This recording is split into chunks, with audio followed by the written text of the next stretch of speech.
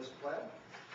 The items on this personnel agenda are extensions of temporary work levels that were set in place for the May election, as well as requests for approval on temporary worker resources for various departments in order to continue to conduct the remaining elections at least through August and November. Members of the board have some questions. These were initially in place by the last board, is that correct? Correct. And the time frame by which they were expired would have been June 1st, 2007, and I'm asking that they be extended not to exceed July 31st, 2007. So if in the event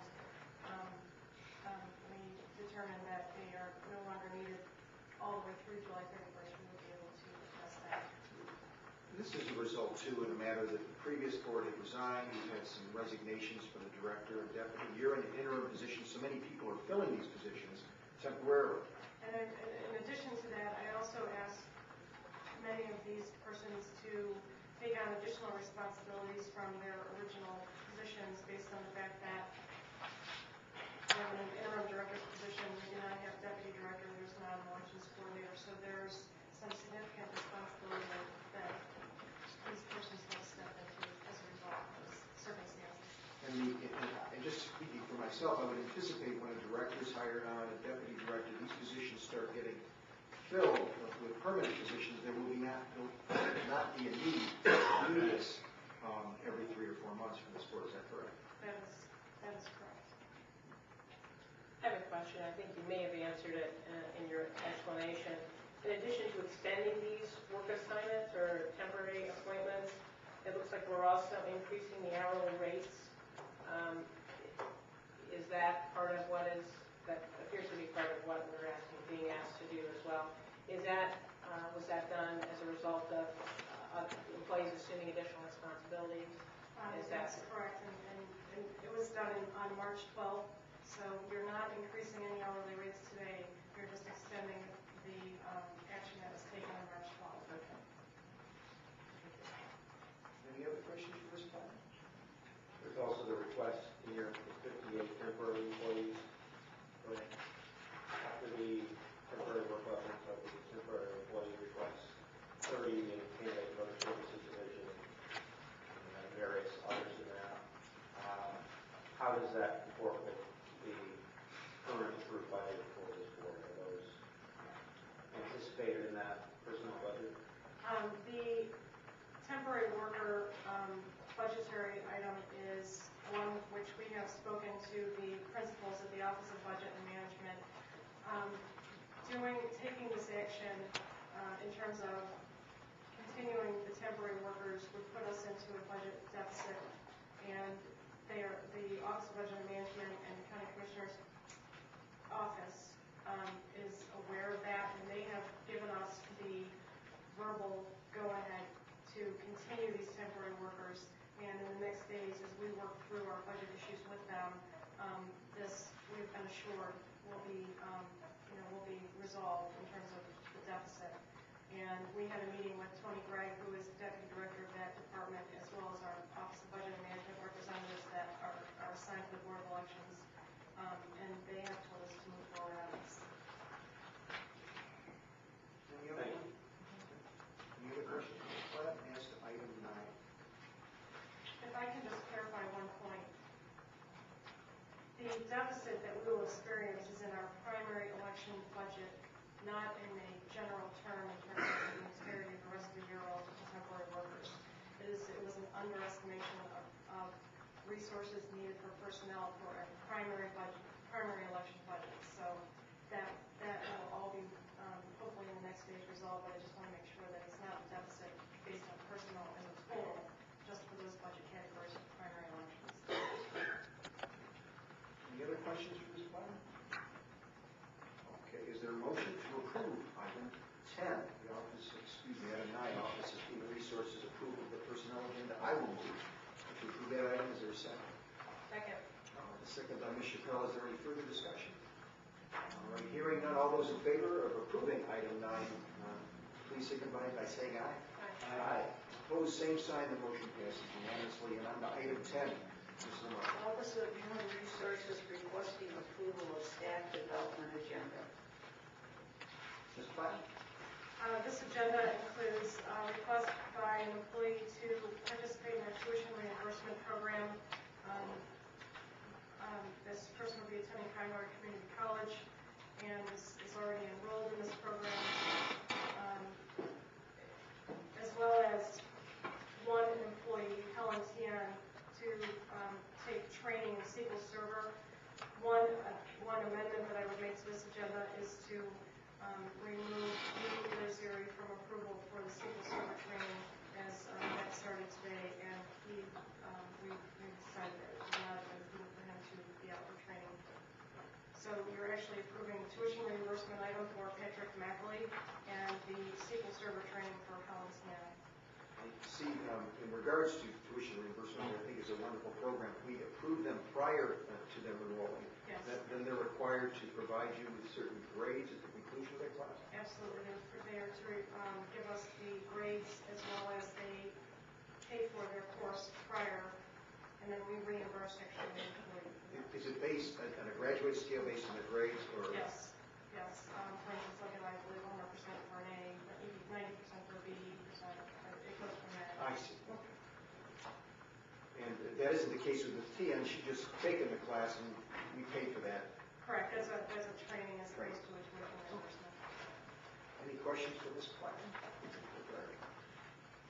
Okay, I'll move to approve agenda item 10. Office of Human Resources requesting the approval of staff development agenda as amended by Ms. Platt. Is there a second? Second.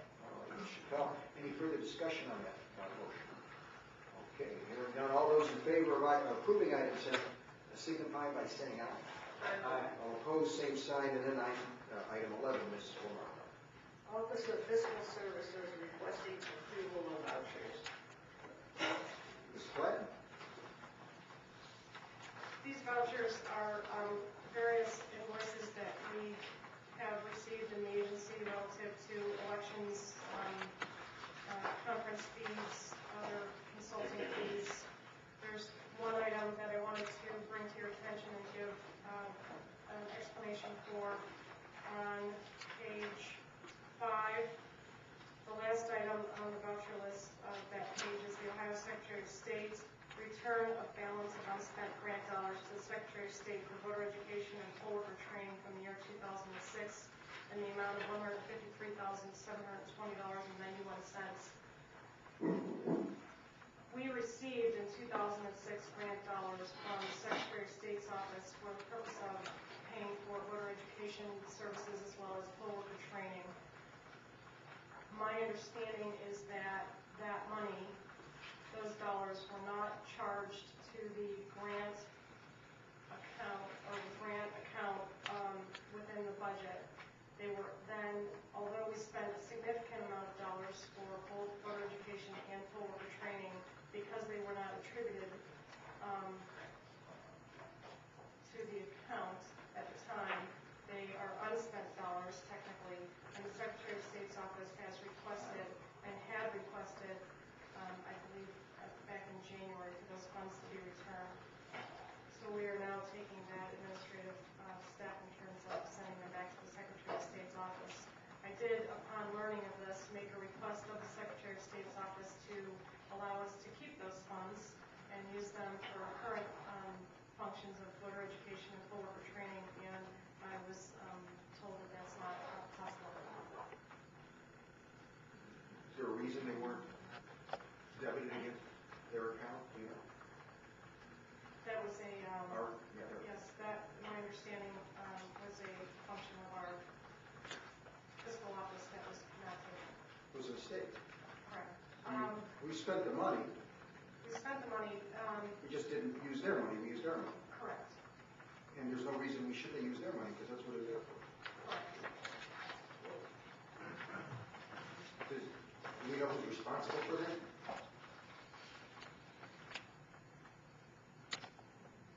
I believe that it was not a mistake on the part of the staff of the Fiscal Services Department. You believe it was not a not a mistake. I believe it was not a mistake of the staff of the Fiscal Services Department. It was in between the time that at the time, the manager of that department was leaving the agency, and then an interim person was being moved in to take over the responsibilities.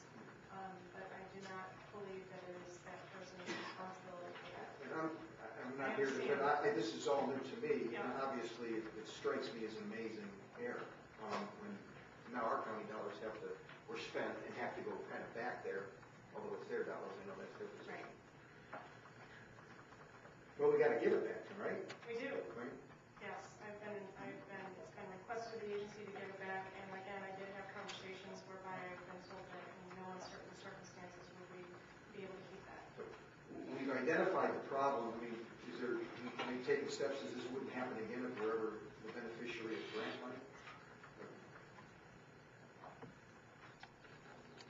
We need to, I believe, again, move from interim positions to permanent stable positions, and then once that happens, I think that we will be in a much better way to make sure that this does not happen again. Okay. Thank you. Any other questions? Well, even if we have people in permanent positions, do we have someone whose function, either in the fiscal office or outside of it, whose function is assurance of grant compliance?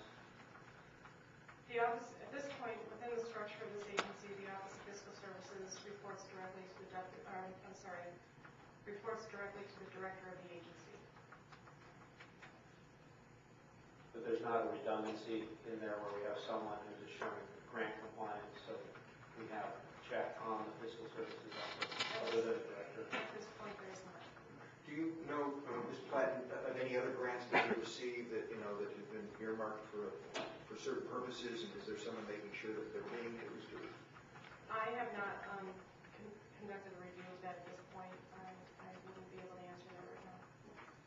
I'd be interested, not immediately, but if you have someone on staff say, here are all the grants we have, and this is what they're used for, and yes, we're making certain we're using the money.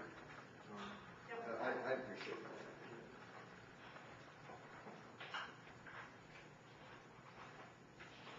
But thank you. I was going to ask you about that anyway, so I appreciate you bringing it up. It's the largest, obviously, line item on this. Any other questions for Ms. Platt? Just want to circle back to the invoices, the payments that we're going to authorize to the former director and former deputy. And I just want to get clarification that these consulting services that we are going to be authorizing payment for were actually pursuant to a contract that entered into by our predecessors, and we have a legal obligation to approve these payments. And Rena? do you feel that they're being compliant with the terms of the contract? I've seen the contracts, that you're referring to. I've read them. They were approved by the previous board, and they were for services there to provide at the request. We request their services, and it's my understanding, I've talked to Ms. Dillingham, that she's more than ready, willing, and able to provide services if asked of this board or the management team here, and I think that's Mr. Booth's position, although I haven't spoken to him directly. In fact, I understand you, Mr. McNair, may be talking to them shortly, and they've been more than willing to meet with you or other members of the board in that regard. So that's my position. The previous board, that they have honored that. So I feel comfortable in approving these. The minute they weren't responsive to any of our inquiries for services or help, then I would, of course, object to any payments, but that hasn't been the case.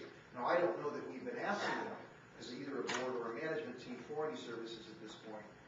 For Ms. Platt, if you should need their services, and they fail to cooperate, you can, of course, let us know. That hasn't been the case, and I will let you know immediately. Any other questions in that regard? These are for April and May. I anticipate, as June concludes, that they'll submit another request at that time. Are there any other questions concerning the vouchers here?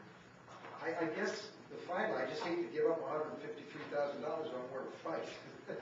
But other than the questions we've asked you, I'm deferring to, that this is something clearly, there's just no way to wiggle out of this one, huh, Ms. Platt? At the time that I had the conversations with the Secretary of State's office, it was during a period where the Secretary of State had direct oversight of this agency as my board, and my discussions were with Chris Nance, the Assistant Secretary of State at the time. And since that time, we have continued to get messages from them that we needed to get that money back. And this isn't something you've talked to Mr. Ordini about, or? No, I haven't talked to him about And this. is Mr. Madden aware of this, and Ms. Turk, you know, down at the county? Has anyone talked to them? I have not talked to them about this either. I certainly can have those discussions. I would have imagined where I think it's prudent that you would say, hey, guess what, you know, we're going to be asking you to send a check back to the Secretary of State. That's why. It gets me any fault, of course, but I imagine if Ms. Turk and Mr. Madden found out, maybe they could provide some assistance to us and know that this wouldn't happen again. Because ultimately, it's their bottom line from the commissioner's standpoint. And I don't know that there's anything that can be worked out. Hi. Can I change my paper, please?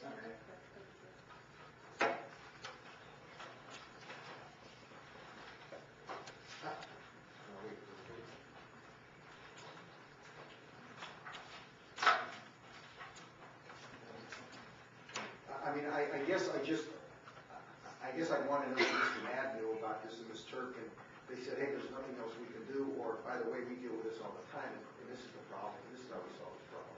You don't know what their response will be. I haven't had any discussions with them. We got both a written notification from the Secretary of State as well as verbal, so that's I don't want to upset the secretary too. She interviewed me, you know.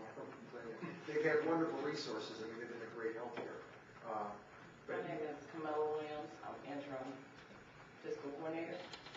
And I would like to add that the grant money that you're talking about, these are the balances from the grant that they gave us last year. Okay, so we're just paying back what they gave us. It is my understanding, Ms. Williams, this was money that we could have. Yes, we could have. We could have used it in opposed to using our money for our own funds, but it didn't work out that way. Do we know whether there's a possibility, because it would seem to me that we could certainly use money for voter education as we creep up on the 08 election. I mean, do we know whether or not the Secretary of State might be predisposed to allowing us to having any additional grant money? Do we know if there's any other grant money in the pipeline? This clearly is a very important function, and I can certainly see why they want the money back, but I mean, do we know if there's a possibility of applying for or getting any other grant funds from them? I noticed that Gladys Harrison is here from the Secretary of State's office, and I would defer to Gladys for some assistance on the answer to that question, because at this point, I've gotten no notification of that.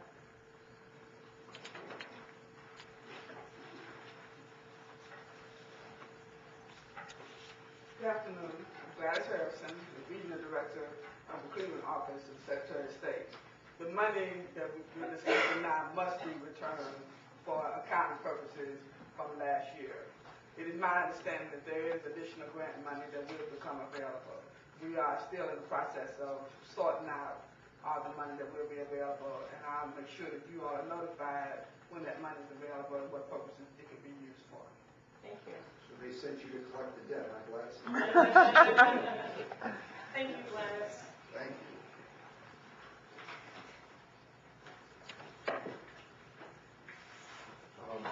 Just next time, I'd appreciate a heads up, a little, I mean, you gave us this, and I guess I should have told you, that's why you And sent. I apologize, that was my fault. And that's why you send the agendas to us early, so I guess we can call and say, what's that about? I didn't get around to that. That was one item I should have covered. This is a biggie, from my perspective, and I'd want to know that at least Mr. Madden knew about it, Ms. Turk, because they're the ones that ultimately,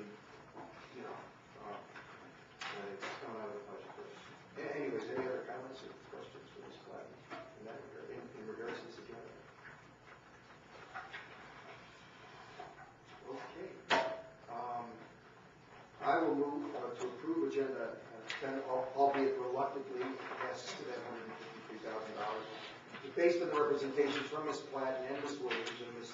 Harrison's very gentle demands on behalf of the Secretary, I will approve that money are being returned, unfortunately.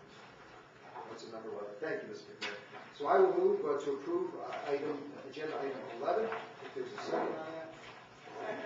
Chappelle, is there any discussion, further discussion on that item?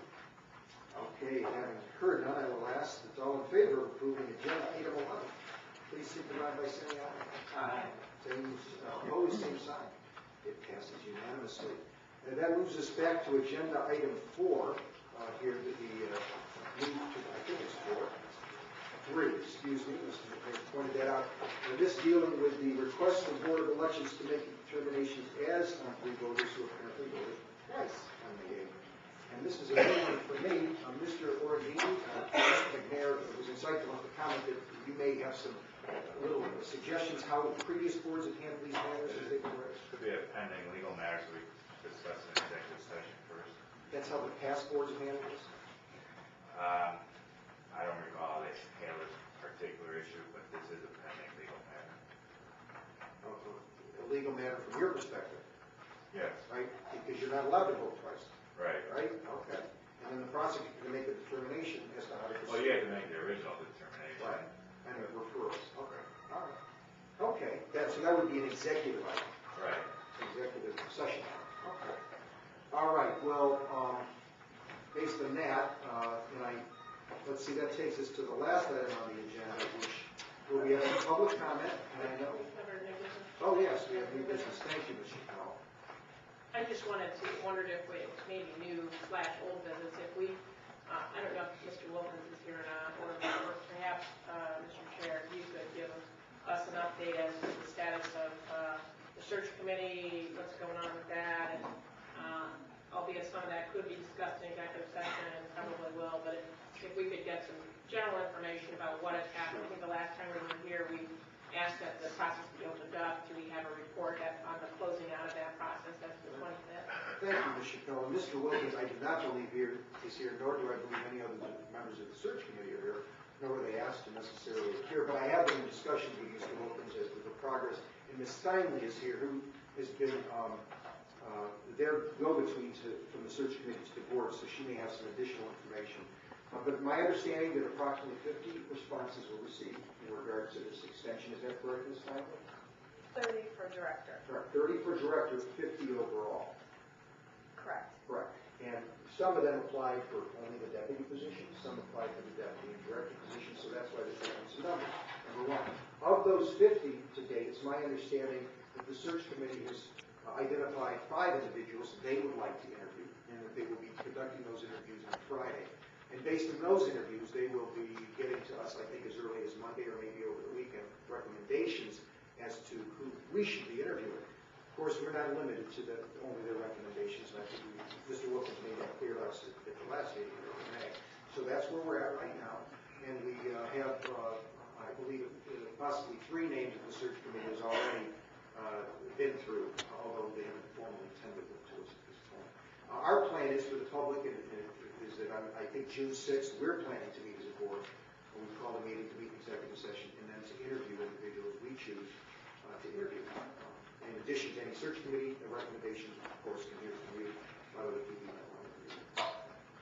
I hope that answers where we're at. And Ms. Steinley has made copies of the resumes that we've received since this last portion, too. We'll give to the board. Thank you. Anything else on that, Randy? How about, on our budget, just briefly, where are we in that process? I know you've had some meetings with the commission, or the commissioner's staff, Ms. Brown. As of, I believe it was Thursday last week, we had the departments finalize their sections of the budget in terms of needs for 2006. Today I asked... Excuse me, 2007. I'm sorry, 2007. Today I did ask Camilla Williams, the fiscal officer, to make some adjustments on some of the numbers so that they more accurately reflect where we're at relative to personnel items and vacancies within the agency. I want to make sure that we capture not only the positions in the agency that are filled at this point, but also vacancies. And so she was adjusting that this morning, and by copy and today, tomorrow, I should have something to email you in terms of budget documents. And I have a meeting scheduled for tomorrow at 10 a.m. again with the Office of Budget Management to present to them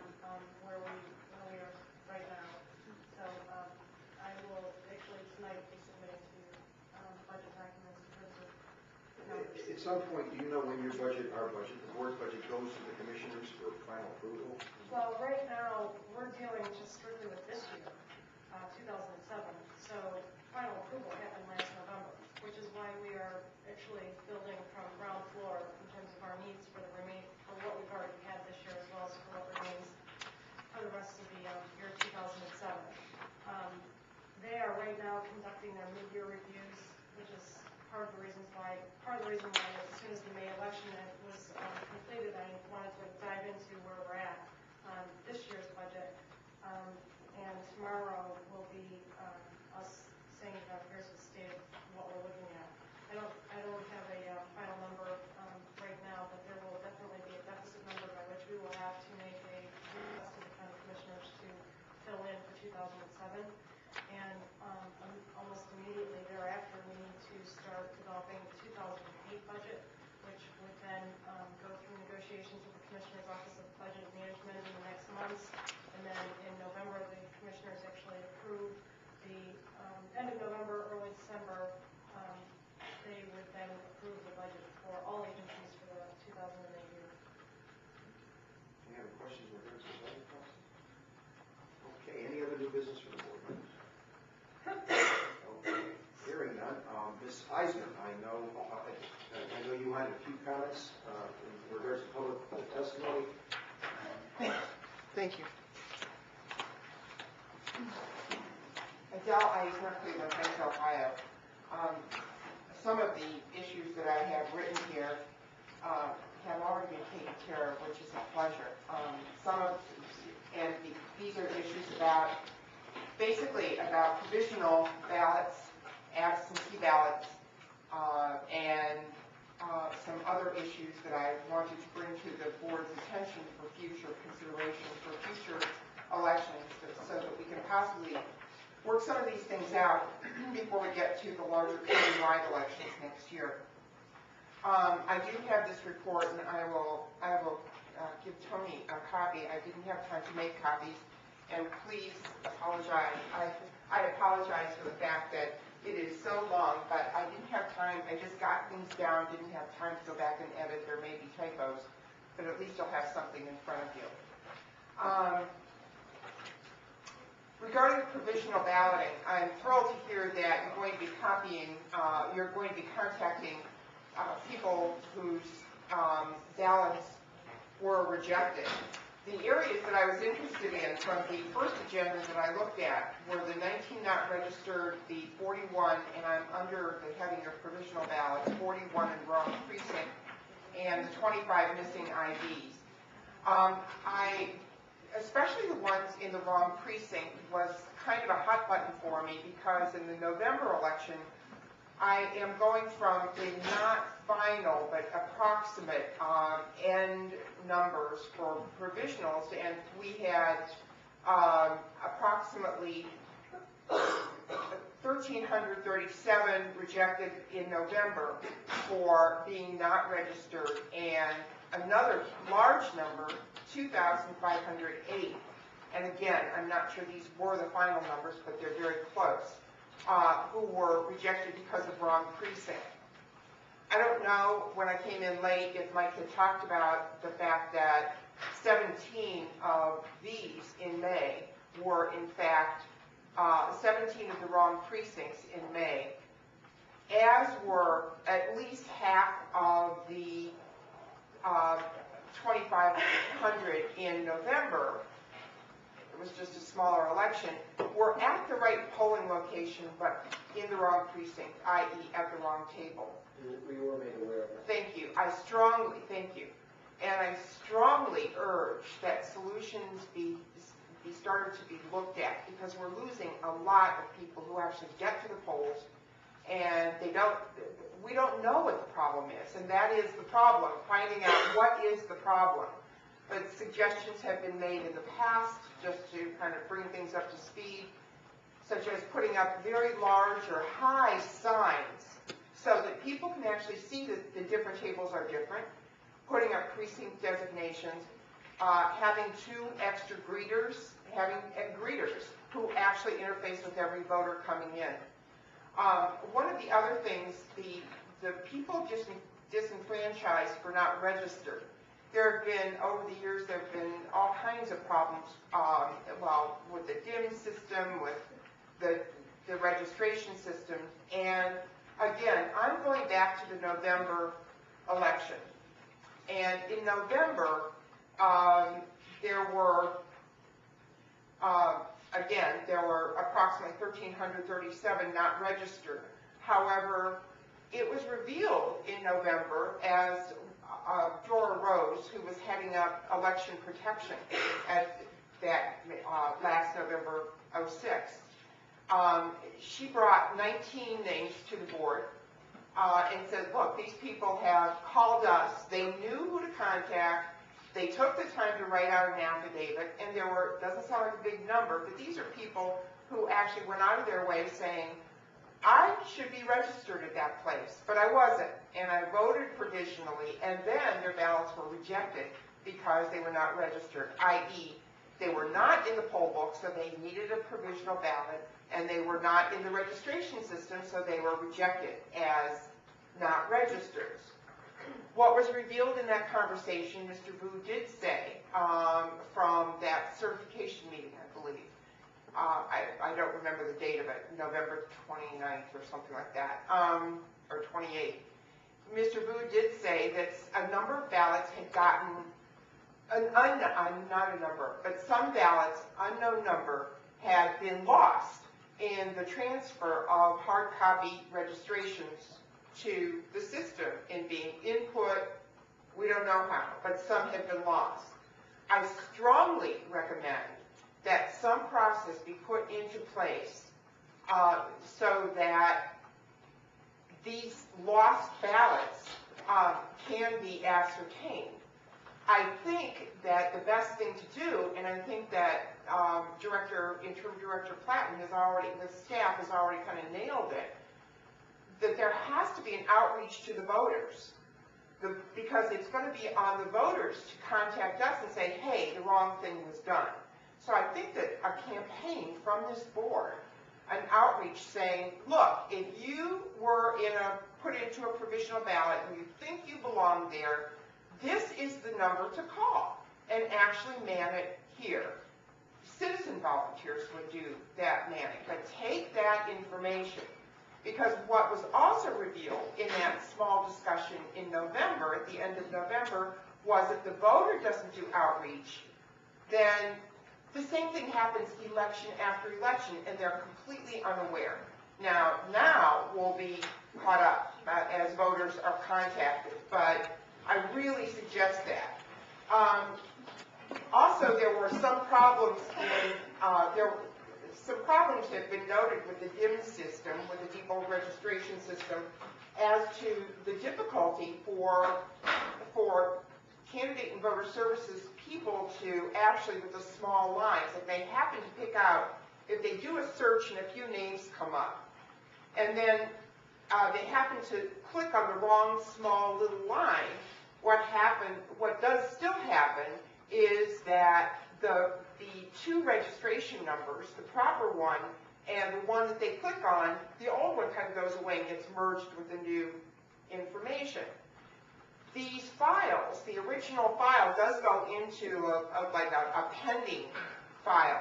However, that's a lot of work for people who are in their normal workday dealing with thousands in a countywide election, thousands of provisional ballots. And I would strongly recommend that this board strongly insists with Diebold that they get or with DIMS, their subsidiary, to get their registration system worked out so that it's not so difficult for people in candidate and voter services, so it's not so easy for them to accidentally, truly accidentally, completely wipe out somebody's voting record. The other thing that I'll just kind of go on to some of the missing ID questions with provisional ballots. At the particular page you're referring to now? I'm actually on page 4. I'm just kind of going through it. I'm at the top of page 4. Thank you. The missing, and this is under the title of missing ID, and those that were rejected for missing ID. Mike and I had a discussion when I was in the department, and it was a wonderful experience coming here, and there was such respect, mutual respect, and easy understanding and easy negotiation between the observer, between me and the staff, and I have Interim Director Platten and the staff to thank for that. It was like night and day from before. So it was a joy. Thank you. But Mike and I had a conversation that he estimated, and not pointing fingers, but he estimates that about 50%, at least 50% of the provisional ballots that his department by law has to reject could have been prevented by a different action from poll workers. And I'm not going to necessarily call it poll worker error. Pardon me? Well, we're on 9 minutes now. Okay. I urge you to go through and, thank you, Gary, and thank you, Jeff. I urge you to go through some of these suggestions. I urge you to further change the language on the absentee ID envelope so that it's much clearer about putting in your address when there's already an address label on the envelope. The envelope comes with your name and address, and then it asks for your address, and it's not emphasized that you need to write in your voting address. There are things like that that are inside this report. Again, I apologize for all the words. I didn't have time to edit. This is wonderful. But we've got copies, and it's clearly, there's a lot of information. I haven't had a chance to read it yet, but we will. And I can tell you, I know I'm working with these board members, they're going to be coming up with this plan. And Mr. DeFranco even mentioned about the conversation you had about the big sign, provisionals come here. Those are wonderful. And his suggestion of having a dedicated provisional table with intensely trained provisional workers, I think is a wonderful one. And you clearly spend a lot of time and effort. Well, and I want to thank, again, Jane Platten for her wonderful work. You're putting me out of having to watch. Thank you. You're doing it ahead of me, and I love it. Thank you, Mr. Brown. Are there any other public comments at this point of the meeting? Okay, we do have an item in regards to agenda item 3, I believe it is, that I think is appropriate based on to go into executive session on. It's my recollection. If we go into executive session, we need to set forth the reason, and we need to set forth an individual vote, each member voting how he or she wants to go in that regard. So, having said, is that correct, Mr. Rory? Right. All right. I would make a motion to go into executive session for purposes of discussing any possible litigation. Well, possible litigation, and that would include this matter, agenda 3, as well as any personnel matters that should be discussed concerning the executive director's position specifically. Is there anything else the board members would want to add? And deputy. And the deputy position, just proceed if there are questions in that regard.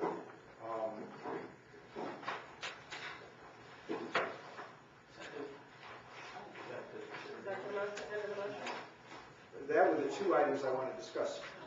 Possible litigation in regards to, and also personnel issues, and what about the grand jury subpoena? Talk about that. What grand jury? Possible litigation, right?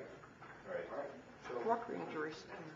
huh? What grand jury subpoena? Well, there was one issue. Oh. Right. I mean, that's all we know. Oh. At this point, that's what we're going to discuss. Did you have some other thought?